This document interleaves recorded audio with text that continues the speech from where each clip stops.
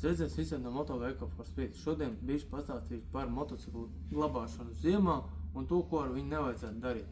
Ļoti daudzi cilvēki man stāsta, ka viņi ziemā skrien uz garāžu un to moci iedarbina, padarbina kāds 10-15 minūtes ar domu, ka viņš paskatās, vai vēl rūc, ar domu uzlādēt akumulātoru. Tad, ko es gribu teikt, ka to darīt nevajag un to arī neiesaku darīt.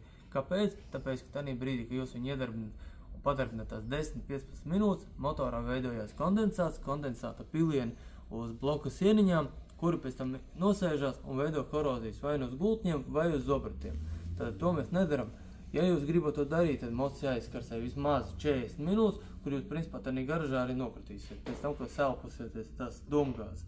Tam ir labs risinājums. Tātad vienkārši, lai akumulātoru ziemā uzlādētu vai uzturētu, mēs varam iegādāties lādētāju, kas būtu piemērot motociklam. Tātad šitais būs pavisam mazais, kas būs ļoti labs līdz 20 ampēru akumulatoriem un sevi ietver arī litija akumulatorus.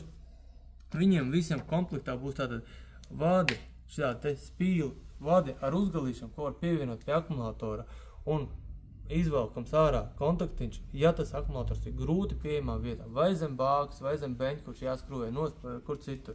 Tātad lētākais variants, nākošais, kas būs dārgāks variants ar lielāku ietilpību akumulātoru un klāt ir arī pie lādējams litija akumulators. Nākošie, kas mums ir, viņi būs jaudīgāki, bet viņi nebūs vairs paredzēti priekš litija akumulatoriem.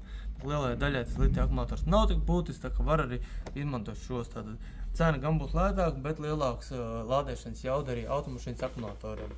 Tātad 120, 130 ampēri vai 160 ampēri, kas būs šis lādētājs, bet šim lādētājam jau ir funkcija, ka viņš arī var restaurēt akumulātoru ar savām programmatūras funkcijām, kas viņā iekšā ietilpst. CETEX ir viens no tādiem top lādētājiem, bet viņam cena ir arī diezgan liela. Bet, ja tīri fiziski palādēt, tad pilnīgi pietiek ar šo mazo. Lai jums pareizi glabājās mocis un uzturiet viņu darba kārtībā. Forši jums dienu!